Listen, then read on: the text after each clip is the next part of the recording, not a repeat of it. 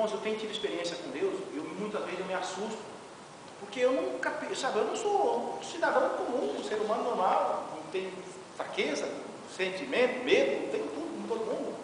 E já veio sinais acontecer comigo que as pessoas, eu fico assustado às vezes. Uma vez eu estava na porta da minha empresa, isso estava à noite, né? E tinha 5 funcionários que eram da usinária, do torneiro, que estavam na porta assim, do barracão, e estava parado, um calor tremendo, parado, vento, não tinha brisa nenhuma. E eu perguntei, tinha um Juninho, o Joãozinho, são 2 irmãos, o Clodoaldo, o Adilson e um outro, não lembro. Eu falei assim, você tem que agradecer a Deus por tudo que você tem. Eu falei, você já agradece por você estar pelo ar que você respira? Eu perguntei para o Joãozinho, que estava lá de fora, ele falou assim, não, eu falei, enche o pulmão de ar. Ele encheu, solta. Eu falei, faz de novo. Ele fez os 5 para ele fazer. E na hora que eu soprei, começou a ventar na porta do barracão. E só ventava ali. Eu soprava e aquilo começou a ventar. O barracão tem 45 metros, alto, quase 12 metros de altura, ou 20, né? E aquilo só ventava ali na porta. E o pessoal ficou todo assustado. Eu falei, não, isso é sinal de Deus, é assim mesmo. Mas eu falei, depois eu também fiquei assustado. Eu falei, meu Deus, que isso? Mas essas coisas acontecem comigo demais da conta. Pessoas, uma menina com neurisma cerebral, e ela chegou, estava na hora dela, umas 2 horas da tarde, ela chegou chorando. Eu falei, o que aconteceu? Ela falou, não, estou com neurisma e tal. Eu falei, não, mas você vai acontecer nada. Porque ela tem um bar lá do Banco do Brasil, e montou uma loja. Eu fui fazer uma visita na loja dela. E ela estava com neurisma. Eu falei, não, fica tranquilo. Nunca estou saindo, eu senti de orar por ela. Eu falei, você crê em Deus? Ela falou, creio, claro, imagina, o senhor está doente, crê em tudo. Mas aí ele busca Deus. Eu falei, então fecha os olhos. Coloquei a mão na cabeça dela, fiz uma oração rápida e fui embora. Eu não vi mais. Passaram uns 4 meses, eu encontro com ela num almoço beneficente, tá vendo? O esposo dela, feliz, né? Eu falei, ô Sabrina. E eu vi, não, o médico equivocou, não tinha nada, não. Eu falei, não tinha nada, que benção, que Deus abençoe. Então, acabou, sumiu. Sabe, então muitas vezes, um dia o gerente, só para complementar, o gerente do Banco do Brasil chegou na minha empresa e começou a conversar comigo. Estava sentado eu na mesa, eu olhei assim e nós costas na frente. Aí ele falou, isso era na quinta-feira. Ele falou, Alberto, o que você teve lá na minha mesa? Eu falei, passei ontem lá. Não, você teve conversando comigo. Eu falei, terça-feira eu passei lá, fiquei lá. Ele falou, então é isso. Ele falou, não tinha nada para fazer aqui hoje. Para me formar no distrito industrial. Eu só vim aqui para tirar uma dúvida. Eu falei, foi. Ele falou, naquele dia que você foi lá, eu não aguentava, que dor de cabeça, o meu dia estava mal. Você ficou meia hora conversando comigo, você foi embora, acabou.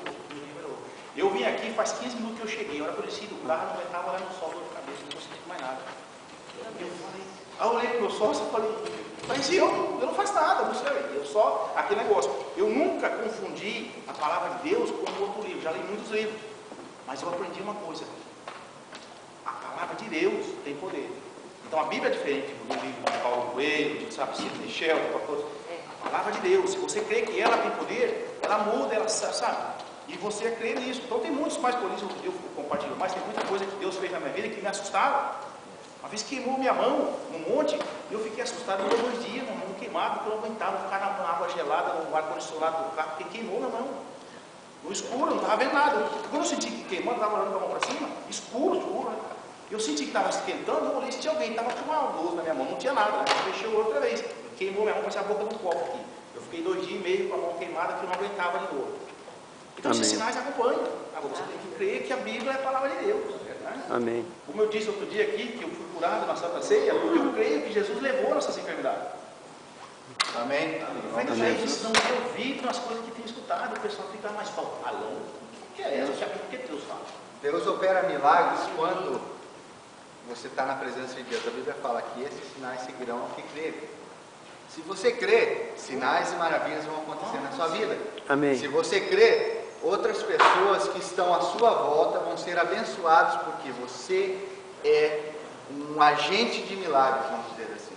Você é um agente de milagres, porque se você está na presença de Deus, leva a palavra de Deus, que é um dos princípios para que os milagres sejam acontecidos, à sua volta vai acontecer sinais e maravilhas.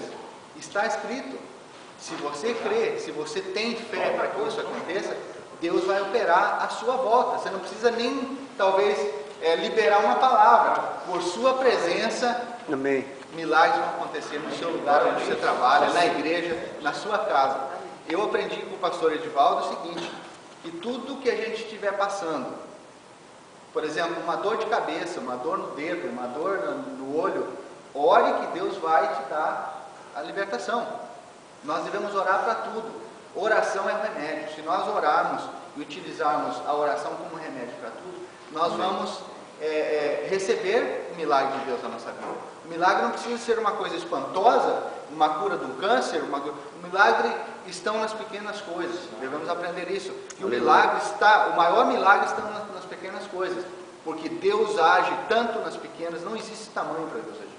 Amém. Não existe tamanho para Deus operar milagre. Deus opera na nossa dor de cabeça, também opera na nossa vida financeira, também opera na nossa vida espiritual, que é o mais importante. Não devemos esquecer isso, irmãos, que Deus está interessado em operar milagres na nossa vida espiritual, porque a nossa vida material é uma consequência, é um espelho, é um reflexo da nossa vida espiritual. Se nós estivermos bem financeiramente, espiritualmente, financeiramente, materialmente, emocionalmente, fisicamente, a saúde, tudo vai estar tudo bem. Porque tudo bem, o que eu digo não é que você não vai passar por tribulações, não é porque você não vai ter doença, não é porque você não vai ter gripes, não é porque você não vai passar o que o injusto também passa, porque nós estamos aqui e o sol está posto sobre todos e há tempo para tudo na terra. Então significa que nós vamos passar pelas mesmas coisas que o injusto passa.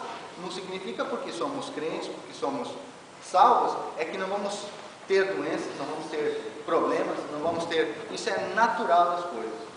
Eu respeito essa opinião. Eu conheço dois pastores que eu uso como referência. Tem um pastor que tem plano de saúde da Unimed e ele usa para tudo o médico. E tem um outro que era funcionário da CPFL de São Paulo.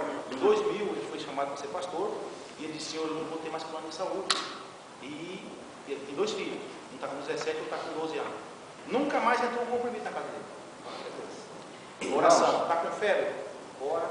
Irmãos, eu aprendi isso, eu e minha esposa, nós aprendemos isso porque eu tenho que falar na quinta-feira, porque eu tenho que agradecer a Deus. A minha esposa queria um filho, eu também queria um filho. Só que ela começou a ler e tal, e ver e pesquisar coisas, e comprou alguns remédios, comprou algumas coisas para nós estar tomando, tipo alguns suplementos, para que pudesse engravidar.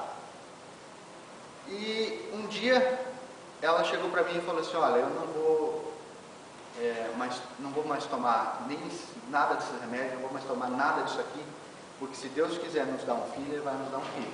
Amém. É Deus que vai nos dar. Amém. E daí largamos tudo aquilo de lado. Passamos um mês, ela engravidou.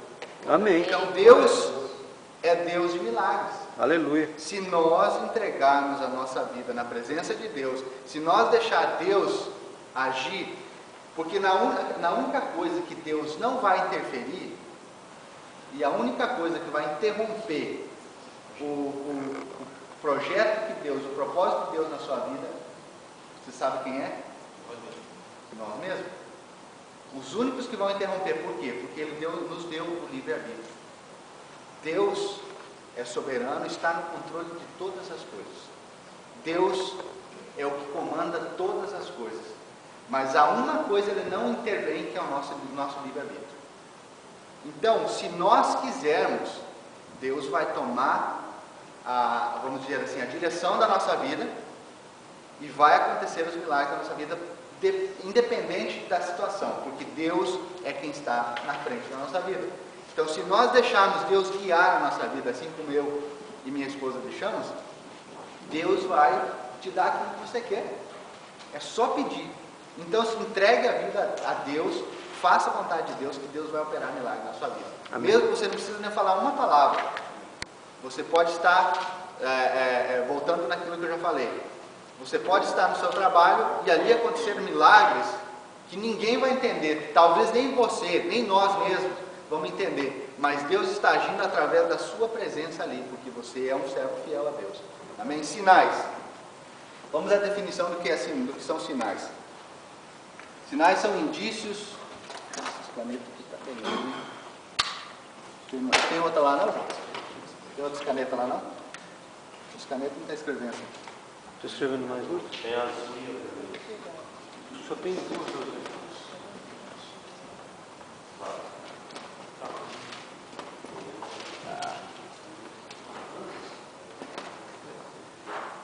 Sinais são indícios, prova, vestígio ou marca.